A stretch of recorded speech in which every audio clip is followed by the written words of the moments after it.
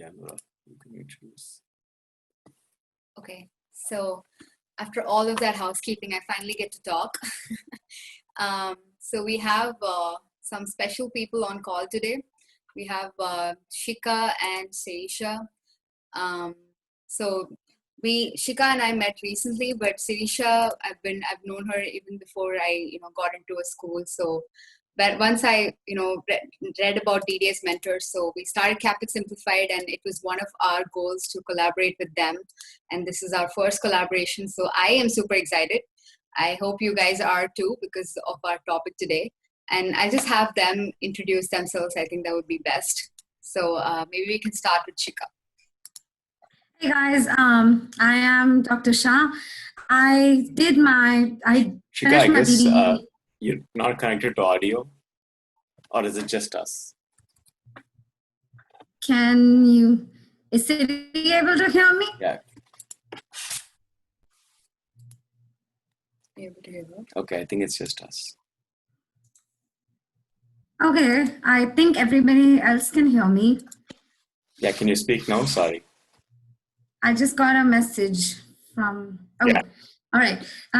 So I finished my BDS from Ramaiah College in Bangalore in 2013.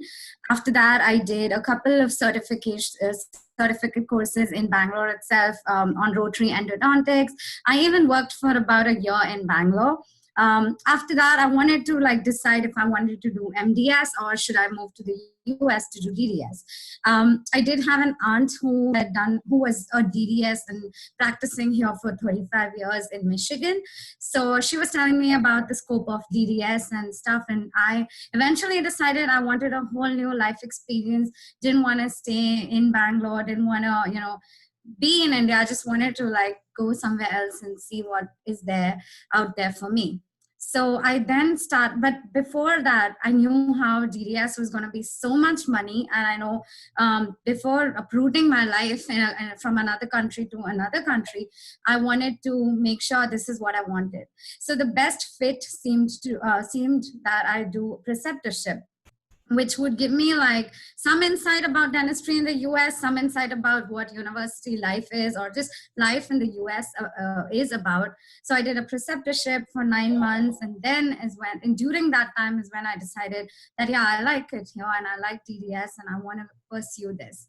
So then I applied in my first cycle. I did get into UCLA, and then I graduated from UCLA last year, 2019, and I've been working for about a year now in California. That's wonderful. It's like a long story short. Yeah. It is, yeah. Over to you, Siri. First of all, thank you guys so much for having us, and congratulations on and everything you guys do. I'm sure people appreciate, all of your effort that's going into us. So we're really excited about the collaboration as well. A little bit about me is I also graduated from my dental school in Bangalore. And then as soon as I finished school, I came and did a preceptorship at UCLA and a few other certificate programs. And then I started applying. Fortunately, I was able to get a few invites in my first cycle. And then I decided to, go to CU because that seemed like the best fit for me. So, and I graduated back in December, and now I'm working for a corporate. That's awesome. I would love to introduce DDS Mentors, the group that Sirisha, Shika, and their friends started together.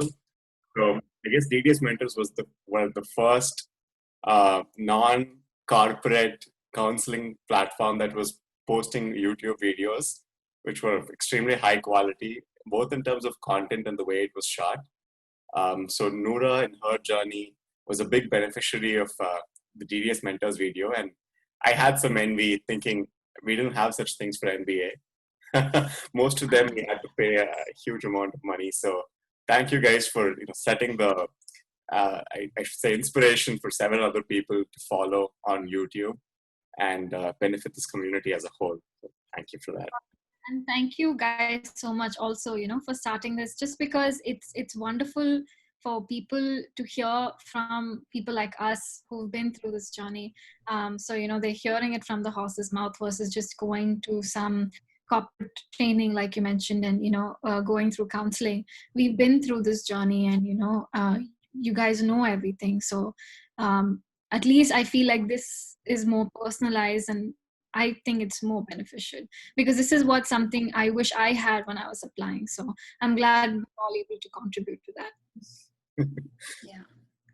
And we're very excited to have this mentor huddle as well, and answer as many questions as we can to help everybody, because one of the most important things people think of is DDS worth it? What happens after? Do we get a job? Do we not get a job? So yeah, I hope all of this gives you a lot of reassurance and takes you ahead in your journey. Awesome. Actually, that happens to be the first question because of the number of votes it's received. And people have asked, most of us will have a heavy loan after DDS. In terms of repaying the loan as soon as possible, which is the best job option after DDS? We can start that, and then we'll go to other questions. You want to take this question, Dr. Shaka, and maybe I can add to it. Sure, yeah. I think a lot of your job aspects after DDS depends more on from an immigration standpoint rather than whether which kind of job is better in terms of money, because pretty much all jobs pay around the same ballpark amount, but it depends on whether you need to be sponsored or you already have a green card or a PR, or whether you have a valid work visa or are you on a spouse's dependent visa. So it depends on all of that. For those who need to be, from what we have seen, most international dentists do need to be sponsored. So speaking generally, I'm going to say that corporate dentist offices are the most common places that international dentists apply to in job once they graduate. And also corporate dental offices themselves realize that most of their doctors are going to be international dentists. So they are very well aware of all of the procedures about immigration, as well as about where you're coming from. So they are very open to multicultural office environment, and they're very open to accepting people from different countries, helping them learn, helping them on board. So that has been by far the most comfortable start to anybody's to any of the international students' careers. And then not to say, sorry, yeah. Go ahead. Finish what you said. I was saying not to say that that people don't go to private dentists. Like I have an aunt, so if I wanted to, I could have worked under her, because obviously my aunt would be willing to sponsor me as well, and she has a private practice. But it just depends on which option would work for you best. Some private offices also sponsor, but it's just fewer instead of corporate, where there's so many of, like pretty much all corporate sponsor. Mm-hmm. And then to add to that, we understand that you're taking a big loan. Usually, at least if you're taking the loan from the US, you have about 6 months of a grace period before you have to start making payments. And in a situation like this, in a pandemic, you have the option to defer your loan as well, 2 months. So they are pretty understanding about things like that. So you can defer your loans if that becomes an issue, but it shouldn't, because a lot of corporates have been running during the pandemic. There were some corporates that closed down and then recently opened back up. So if you're worried about loan repayment, that definitely shouldn't be a worry. And the second part of their question is it advisable to put immediately after DDS? Sorry, I didn't hear you. Oh, yeah, the question is it advisable to pursue residency immediately after DDS? Again, that would depend upon the person, their immigration status, and all of that. A lot of people that I know, since they've been practicing and they got back to school to their DDS, they're kind of in that student mindset. So a lot of people decide to pursue their residency right after, just to get it all out of the way. So they defer their loan during the period of residency, and then once they graduate, that's when they start paying everything off. Some residency programs require you to have an H-1B visa already. Some residency program, even though they give stipends stipends out to the green card holders. They don't pay stipend to international students on visa, on F1 visa. So then you are expected to pay a fee. So it all also depends on whether you have a sponsor to give you some more money to fund your residency program. And if you do, and if you're interested in residency, then by all means go for it, because at the end of it, those who finish residency are paid a lot more than just a DDS, not a lot more, but quite a bit more than what a DDS graduate would get paid. But there will also be limitations. Like one of the biggest limitation of residencies is that once you get a board certification in a particular subject, you are not allowed to have a DDS practice. So you cannot practice as a general dentist anymore. You only have to continue practicing in that field that you specialized in. So you also have to think about that. What is your long-term goal? Are you planning on having your own clinic or working as a general dentist and do a little bit of everything? Or do you just want to do perio for the rest of your life, or just do prosto for the rest of your life?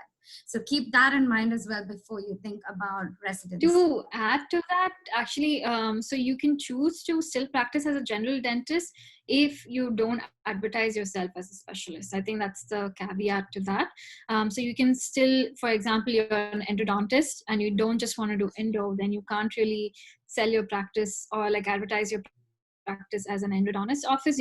What you can do is you can, say that you're a general practice and also do endo. In it, yeah. Yeah. Interesting. All right. This is a lot of things to process. Right. If you were to like go way back and think about the first year you joined school, I'm sure until you got the admit, the only thing on top of your mind was the admit, and probably after that the loan and visa. But once all of those things are clear and you step into school, what should you be thinking about in terms of preparing yourself for getting a good job? What kind of groundwork, preparation, or anything else any suggestions that you should start working on? Yeah, so a lot of people, from what we've noticed when we're in school and now that we're practicing, is a lot of people tend to get really competitive, which is, in some sense it's good. Grades are important, but you don't really necessarily have to get into an honor society to get a job, because very honestly, they don't care. No one asks about your grades. No one asks about anything. All they care is that you're a DDS graduate and what you can do. So as someone who's looking into getting a good job and maybe making more money, if it's like a commission based job like most corporates are, what you can do is actually polish up your clinical skills if you haven't already in your home country. So you want to try to gain as much clinical knowledge as you can and increase your speed, so that once you graduate and you get recruited even by a private practice or by a corporate, in school you're used to seeing probably like 1 or 2 patients a day. Once you step into the real world, you'll be seeing at least 10 to 15 patients a day, at least, in most places, if not more. So clinical skills is definite, and speed is what I would say. Yeah. And in addition to that, about when you are in school, the other things that you should keep an eye out and participate in would be all these lunch and learns by all the corporates who come in. So that was something that when we were in our third year, luckily enough, our final year students told us that, hey, this is happening. Why don't you come in? And we were more worried about our upcoming exams and finals and all of that. So we were like, why do we have to go attend what Pacific Dental is holding a random lunch and learn? We're not going to look for jobs until like next year or so. But then we realized that those people, they know us and they have a lot of such sessions. So we keep meeting the same people over and over again over a period of 2 years in different events, different lunch and learns, different recruiting events, career fairs, and they kind of get to know us a little bit, which helps us because our job acceptance is more of the interview and what like what Dr. Siri said, that your skills obviously count, but also the connections count. So try and make as many connections as you can before school, after school, even right now, if you all are still like getting into DDS, but if you're able to go shadow these corporate offices and get to know these dentists, they already have seen you and know you. So when you finish your DDS, you can pretty much go back and ask them if they have an opening or they know some place that has an opening. So try and make as many connections would be one of the advices that I would give as soon as you get in. Great advice. Do you have a question in mind, Nourah? No, it's almost like this webinar is so helpful for me. I don't know about for okay, I should contact all these D4 students and tell them that let me know when something's happening. But thank you for lunch. Yeah, Sirisha, your voice broke. Oh, I said you also get free food during the lunch and learn, so that's a bonus. That's like the highlight. Okay, so that's about the groundwork. And another question that people have asked is, does not having a green card or US citizenship affect your chances on job opportunities after DDS? The only thing it affects is the location of the job where you, because those who don't need any sponsorship can pretty much choose the area they want to work at and apply there. And if they're good and they're selected, that's fine. They don't need to worry about who's sponsoring them. But the places that would sponsor you are limited, like mostly on the outskirts of every city. I practice in California, both Dr. Siri and I both practice in California, but we're not in any of the mainstream California cities. So it just is, it gets difficult only if you want to live in a mainstream city, like say the heart of Los Angeles or the heart of San Francisco. You won't find a corporate that would sponsor you in that location. They would want you to work more on the outskirts, like Marietta, Bakersfield, any of those cities that have lesser dentists working there. So, and even by the rule itself, the companies that sponsor have to be able to prove that they don't have those spots filled by green card citizens. So it's more like you're not stealing jobs away from the green card holders and the citizens. So yeah, that is the only thing that would come in your way in job search. There is no like lesser pay or anything. You still get paid the same or even more for that matter. You even get all the other benefits that any regular citizen or green card holder would get. So to add to that, I do know a couple of people who are on their visa who are working in cities, who are working in major cities. But the downside to that, like Dr. Shikha said, is of course you're living in the city, maybe close to your family, but the pay is not that great. Pay is never going to be good in a saturated area, that can be any part of the world, right? So if the competition is high, if there are a lot of dentists in that area, like major cities like Los Angeles, San Francisco, Boston, any example you take, if there are a lot of dentists there, competition is high, pay is going to be much lesser.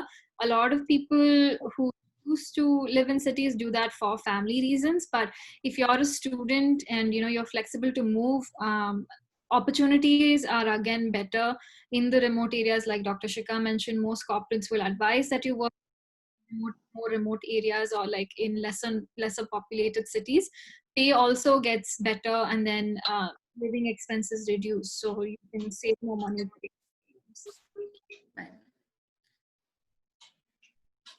Yeah, just to add some perspective, since I come from the world of pharma, for a pharma company, the only way that they can expand their revenue or top line is by expanding the number of patients that they can capture.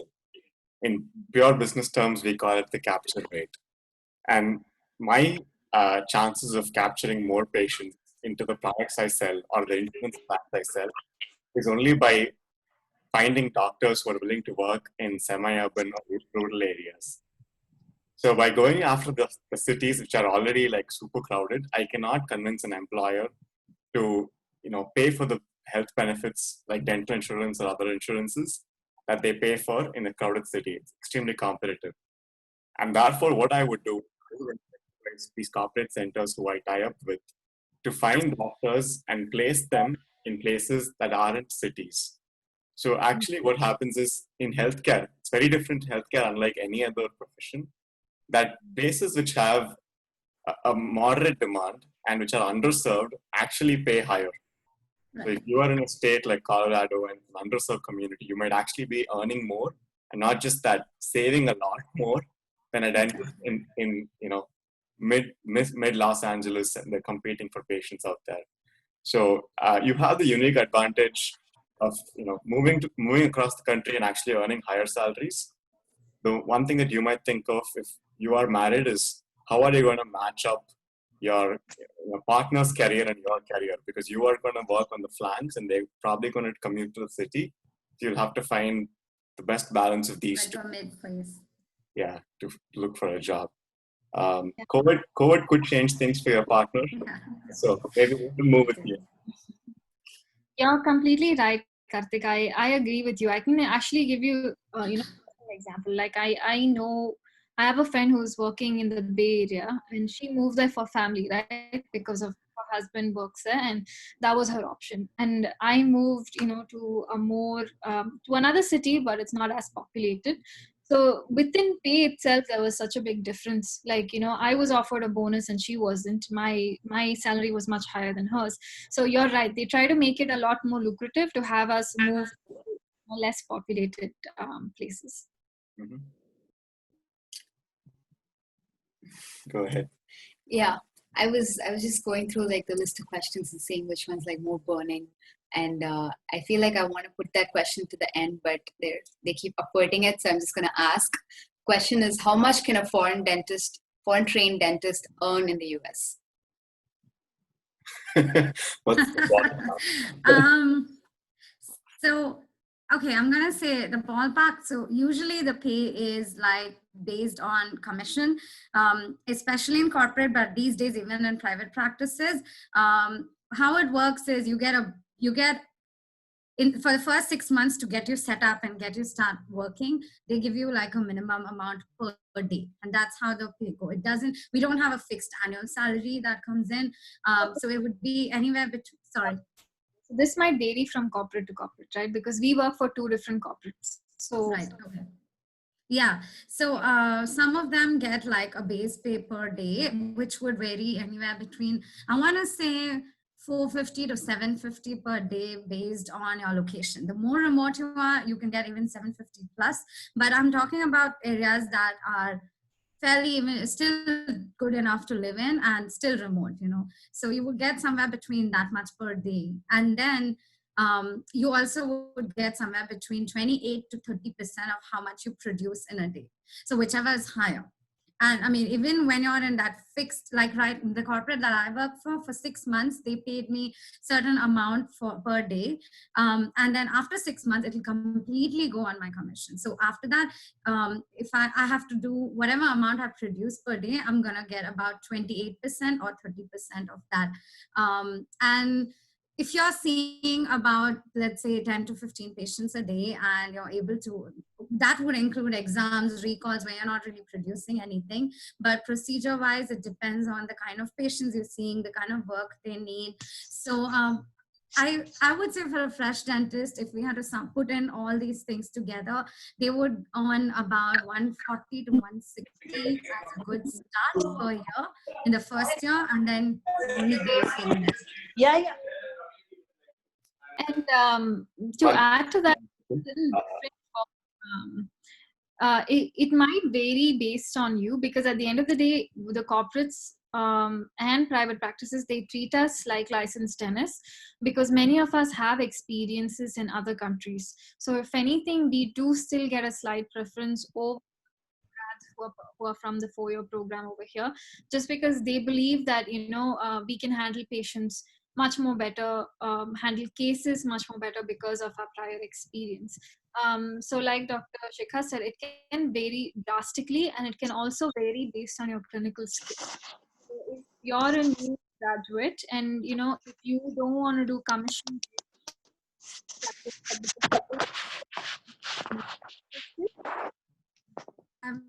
are you guys able to hear Dr. Siri? Yeah, one second. Okay. Yeah, now, somebody who did not mute their laptop. Yeah, no problem. Sorry.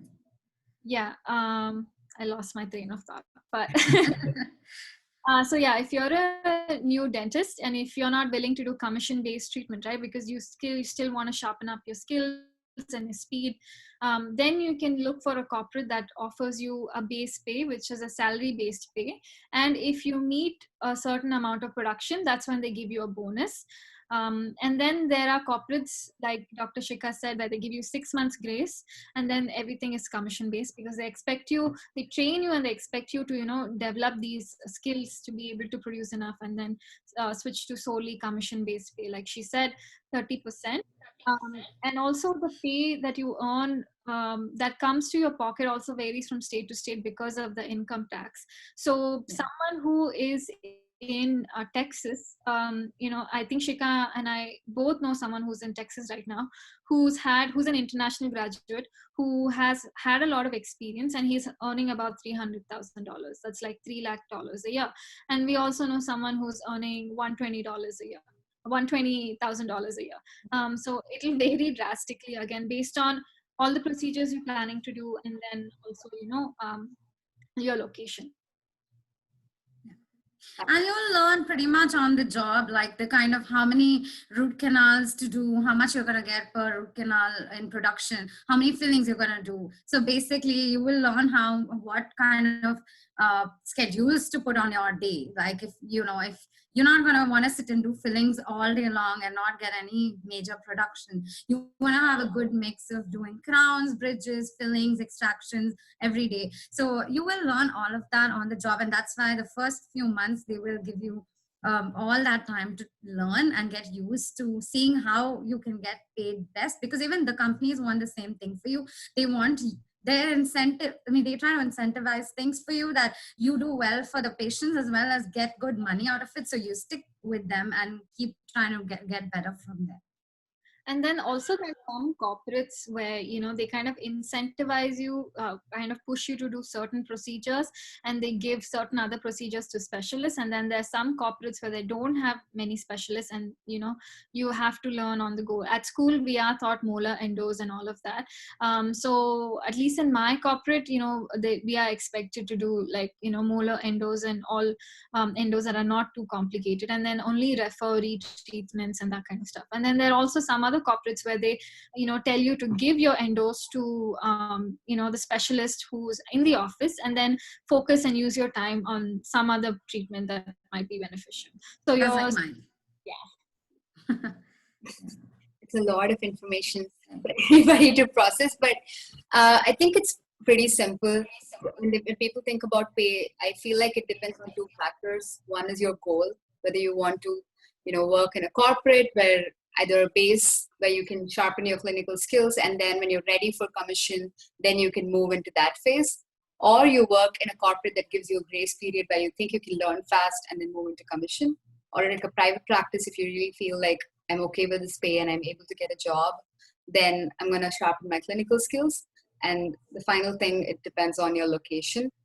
I feel like if you don't have family commitments and you want to finish your loan fast, maybe locations like Texas would be, you know, so many other states that don't have tax, like Missouri would be a good option for me.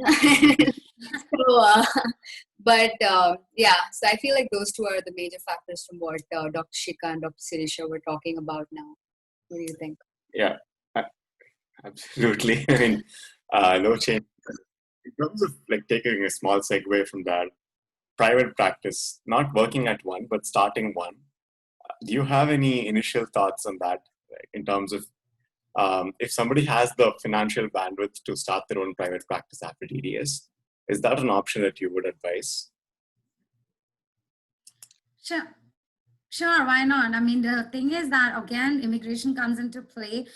You do need to have citizenship or green card to own your own practice. However, you can be a part owner in a clinic where, you know, you have a partner who is a green card holder or a citizen, and they can essentially be sponsoring you, but your investment is partnered and have that. So I personally haven't. I personally don't know anybody who's done that, but the corporate that I work for is pretty much that pathway that's the pathway I've chosen for myself, that in the future I can have a part owner and be a part owner and own my clinic. So maybe 5-7 years down the line, I'll be able to give a better answer. Yeah. Can you become a franchisee of a corporate dental center? Yes, you can. So, you know, they do give you an option where you can fully own the technically own, the practice. But, the overhead costs and everything is covered by the corporate. And, a certain cut of your profits would go towards the corporate. And then some corporates, you have a say in the staff get hired, that get some corporates, they have control over that. So there's a lot of logistics that go into that, but there are options. Mm-hmm. That's interesting. That sounds like a good. Yeah. Just want to ask another question. In your day-to-day role, what level of sales pressure do you face, or does that even come to your mind? At least the corporate where I work at, of course, they have products of their own that they're promoting. But what I really like is that they don't pressurize us to sell it. Of course, they'll say, if you can sell it to the patient, it'll be good.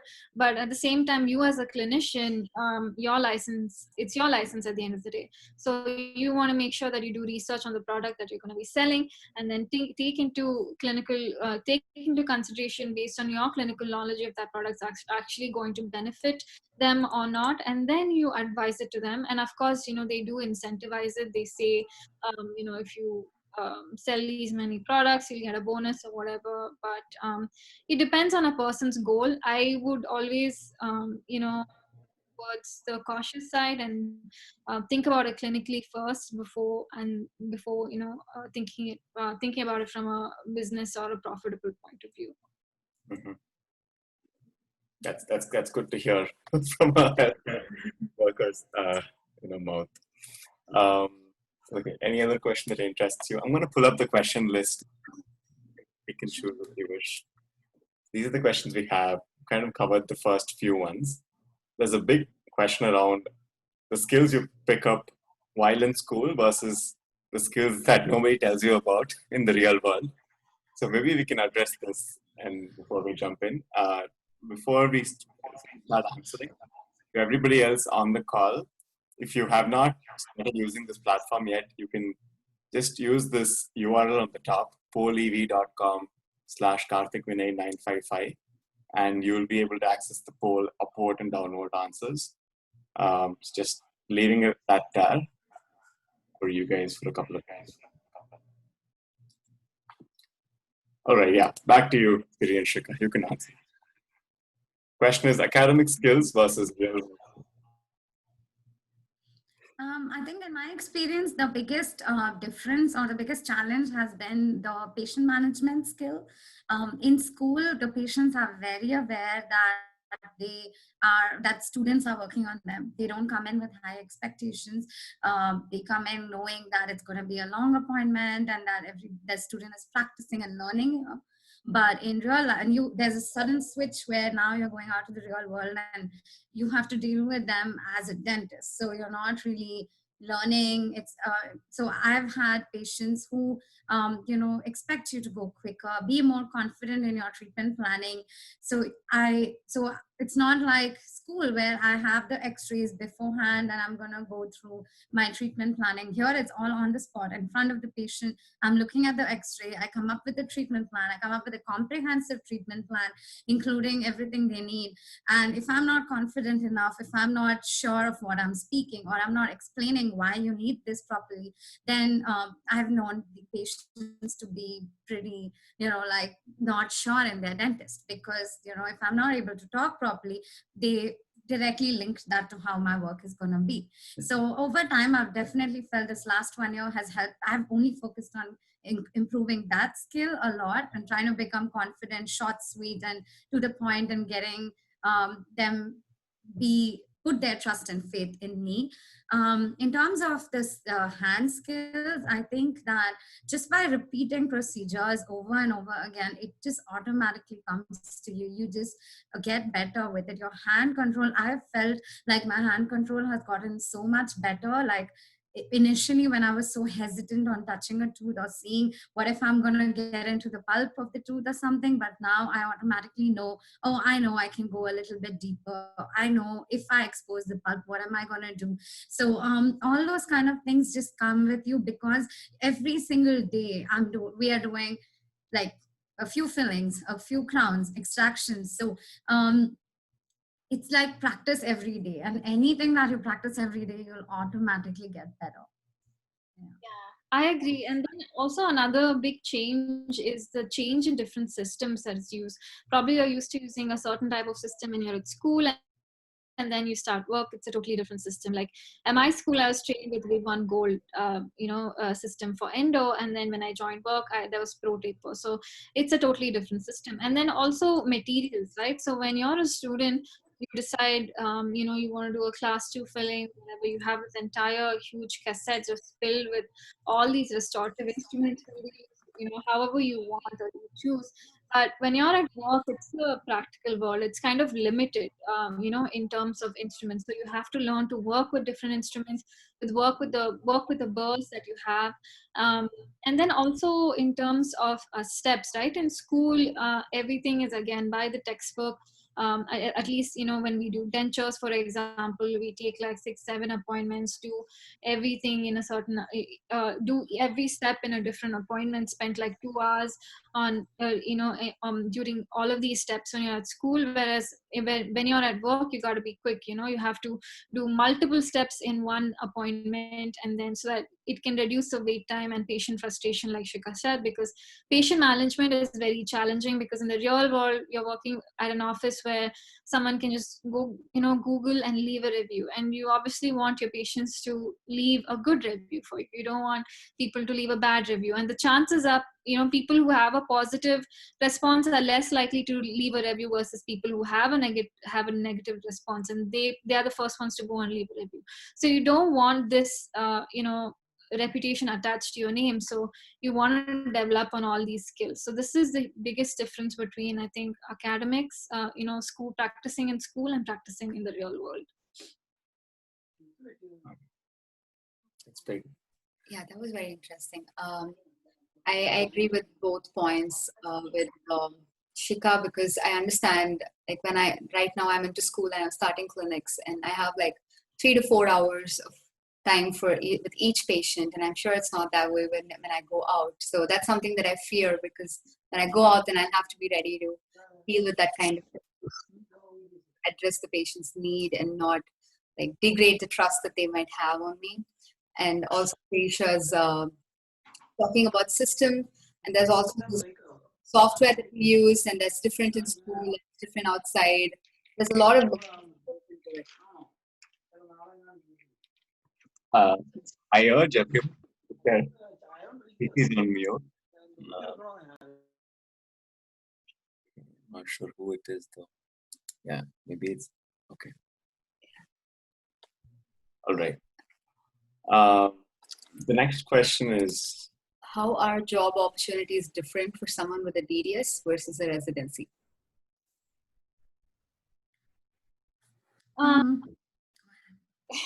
Go ahead. So again, it would vary, right? What's interesting is, at least from a corporate point of view, in many cases, they don't care if you have, in terms of residency, I'm speaking about residencies like pediatrics, endodontics, not orthodontics, right?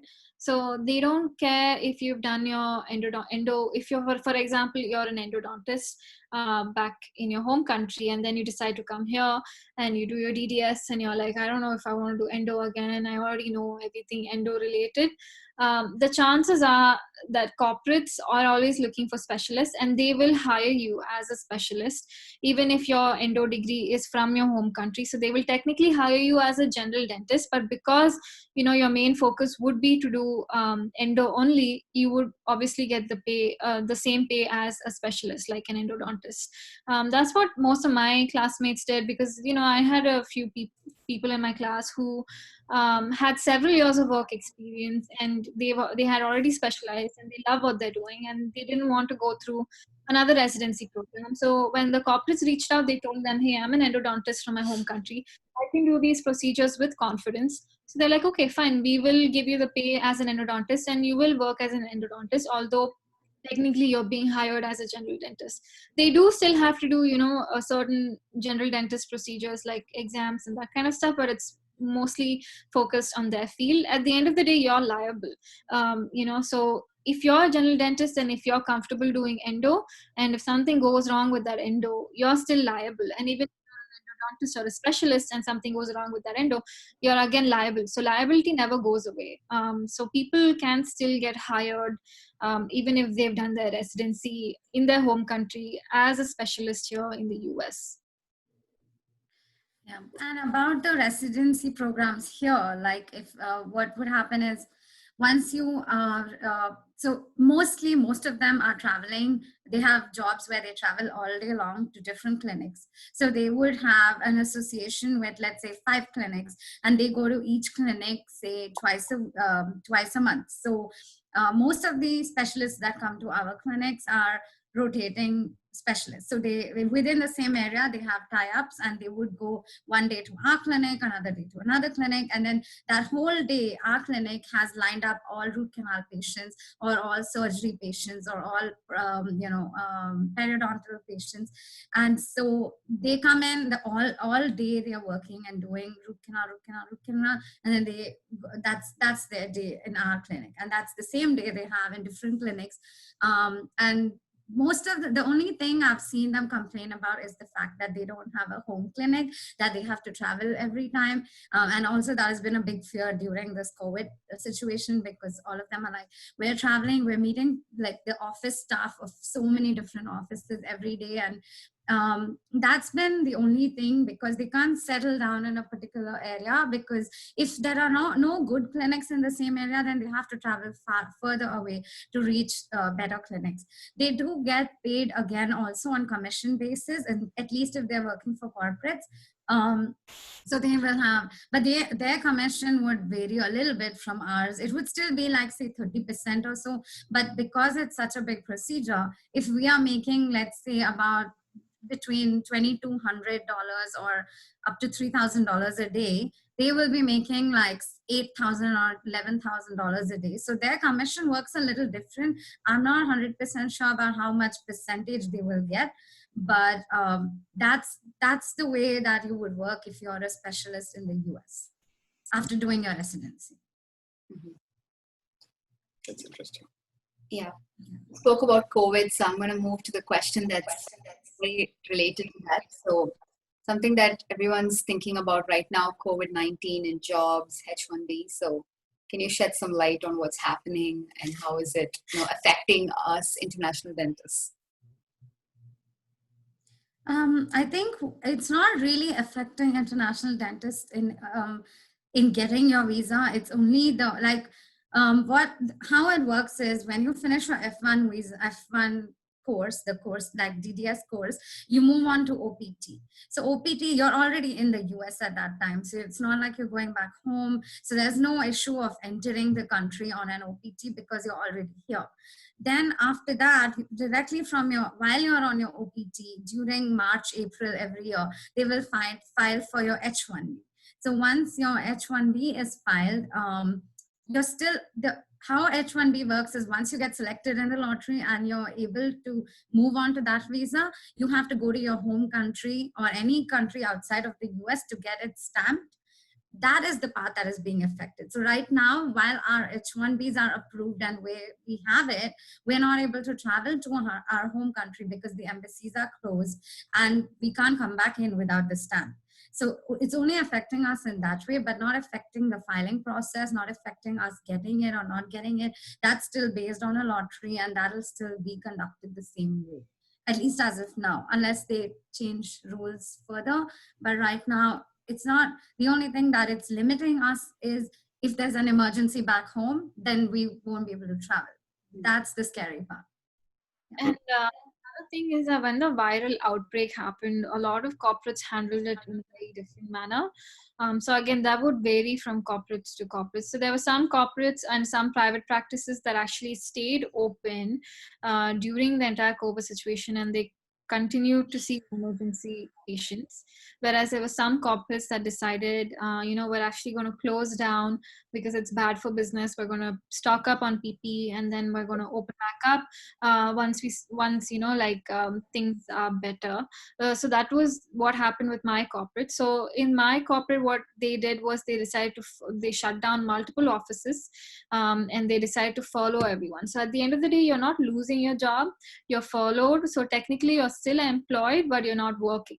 So it doesn't affect your OPT, because OPT, you have to report to your student office when you get laid off. And with follow, you're not laid off, you're technically still employed. And you get about, I think, if I'm not wrong, 60 days to look to find a job in the first place once you get your, OPT. So that is also not an issue, because there's a shortage of dentists in the US, and there are not a lot of dental schools and a lot of dental graduates. So especially in, non-saturated areas. So corporates are always recruiting, even during a pandemic. So they're still looking at, hiring people and all of that. So follow happened for a few months, but now back to work, and it's as busy as ever. So COVID as such hasn't really impacted us greatly. Yeah, I think the layoffs have been very minimal in the dental industry, because I think everybody has realized that it is at the end of the day an essential occupation. So they know they're not going to be closed forever. There's no that insecurity that they have. If any, I think private practices may have closed, but even that, from what I've heard, are usually those practices where the dentist was anyway close to retiring and they just decided, let's do it a little early. But most of them that closed have come back on, and so the only thing the employees went through was furlough, and I think layoffs have been very, very minimal. And they've been pretty good with, PPE and all of that, and social distancing at work, although it's hard to social distance when you're a dentist. They're pretty good at providing masks and, PPEs and shoe coverage, head coverage, face shields, whatever is necessary. At least as much coverage as you can get as a dentist, they are providing you with all the necessary PPE. So. Mm-hmm. Yeah, they have to. Okay. So when do you start applying for jobs when you're in school? When do you think about that, and when do you actually take a step towards it? It would probably be towards, honestly, at least in my school, we used to attend lunch and learns from our first year. So in the 2-year program, we used to just, every time there was a lunch and learn, most of us would go for the free food if we didn't have lab work. But also it was a good time for us to learn about corporates. So we kind of did get acquainted with many corporates during those lunch and learns, and obviously we found out more information about these corporates when seniors started getting jobs. But I started seriously looking. I graduated in December, so I started looking in the summer, just because I had a few areas in mind where I wanted to practice. So I reached out to a couple of recruiters, and they get back to you quickly, because they tell you, I have this location open, let me know by this day or somebody else is going to take it, and here's a contract, if you're ready, sign it. So it's pretty straightforward. If anything, it's hard, it's a tough decision for you to make, because you have many options to consider. So I was in that situation, where I was getting a really good pay in Texas, but then I had to choose if I wanted to be the only dentist in that office, seeing like 25-30 patients a day, or choose something that was a little more milder and then take a pay cut. So you get various options, and recruiters, at least with corporates, are pretty good at getting back to you. Private practices, usually they ask for a working interview.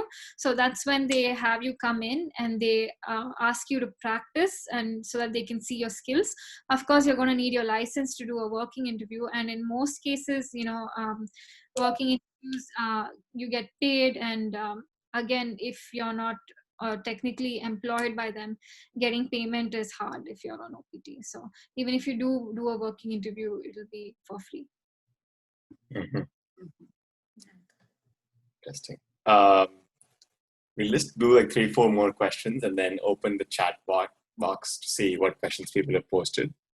I have a very specific question for both Shika and Siri, one each. We spoke about school and starting thinking about this in school. So on the topic of school, Siri, for you, you are from a school that has a lot of seats in comparison to other schools which only like take 2 or 3 students. So do you think school played a part in helping you find a job? And with schools lesser number of seats, do you think they stand a disadvantage? That's for you. And for Shika, the question is something specific to UCLA. They've asked if foreign trained dentists who graduate from AAGD or ACT, can they earn on an equivalent basis to DDS graduates? So there are 2 questions. We can probably start with Siri and then move to Shika. Yeah, so in terms of seats in my school, we probably had an advantage in terms of finding a job, not because of the number of seats or anything, but because of the school's ASDA program. So ASDA stands for American Student Dental Association, and Colorado ASDA is actually one of the top chapters out of all the different ASDA. Every school has basically an ASDA, an American Student Dental Association, and Colorado was one of the top in the national ASDA. So the ASDA team was really, really good at always reaching out to, recruiters and organizing lunch and learn. So we actually had someone from our class volunteer to be our lunch and learn coordinator. So they would always call recruiters over and put this together. And because I guess, so recruiters don't look at total number. In some sense they do, but they're willing to fly to your school depending on how many people have graduated from your school and then decided to join their corporate. So if they see that there are a lot of people from your school who's joined their corporate, they obviously want to keep recruiting more and more. So they're more likely to come to you. But having said that, in my school, we had a lot of people from a lot of corporates come over. I think it's mainly because of the, as the committee organizing so many lunch and learns, we were given so many opportunities. But in terms of seats as such, to talk about it clinically, it was never a disadvantage for us just because it was the only school in the entire state. So, and also a few nearby states. So we had a lot of patient inflow. This is a very interesting perspective.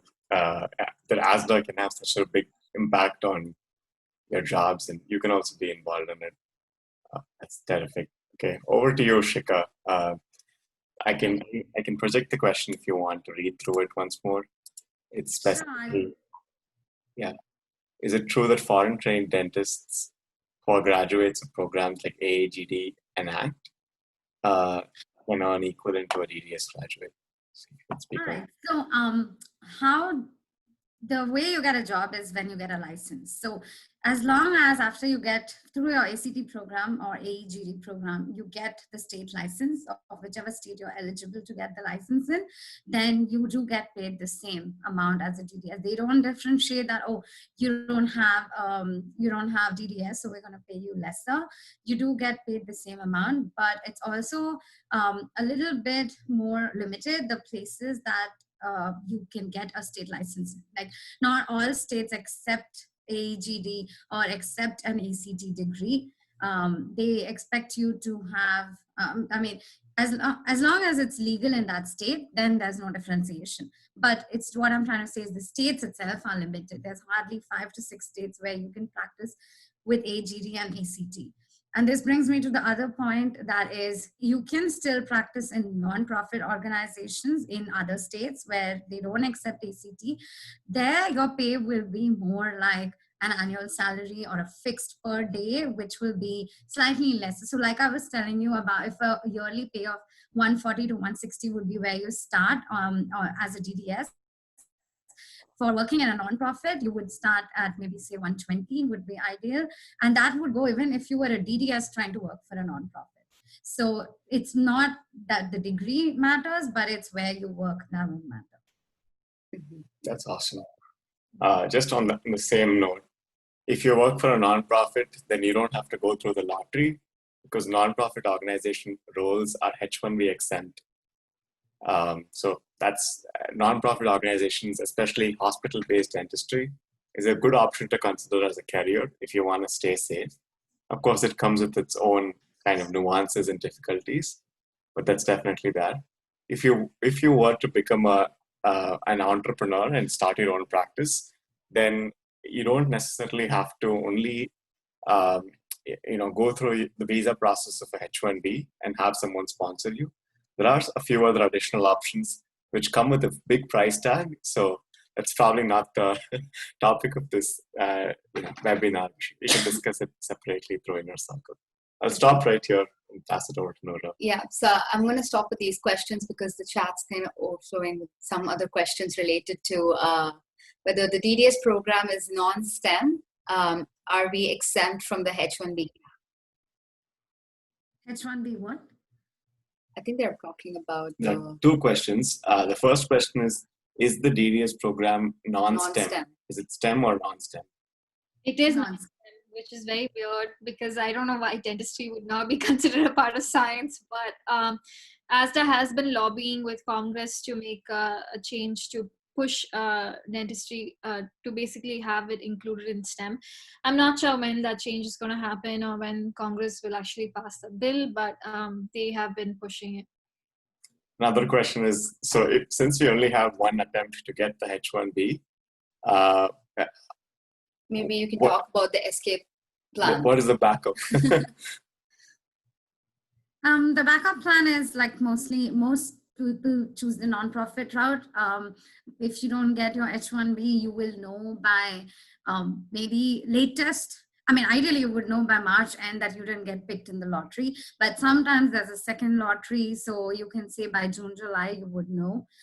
You still have, if you're a typical student who graduates in June or July and have your OPT start from August, September, then that would mean 1 year later would be until September of next year. So you still have time between June and September to try and quickly find a nonprofit and get a job in there.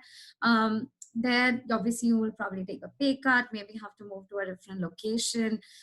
Some people choose to work at universities because universities also will do the same CAP exempt H-1B.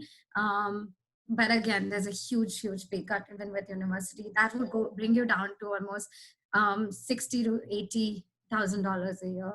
But if you like teaching and if you think that's a more better option instead of doing nonprofit, then some people choose that as well.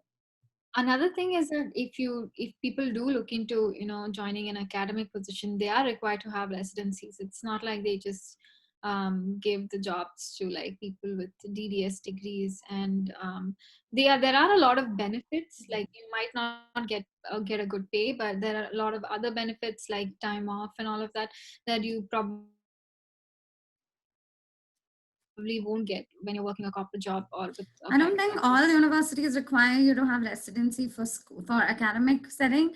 It depends on the capacity in which you want to work at. Like if you want to work as as a mentor to the international program and stuff like that, you don't need to have a residency. But if you want to teach professionally that particular subject, so there are in schools. I don't know if we talked about this, but in schools you have clinical instructors as well as the ones who teach you the theory. So if you want to become just a clinical mentor or a clinical teaching assistant, then you don't need to have residency.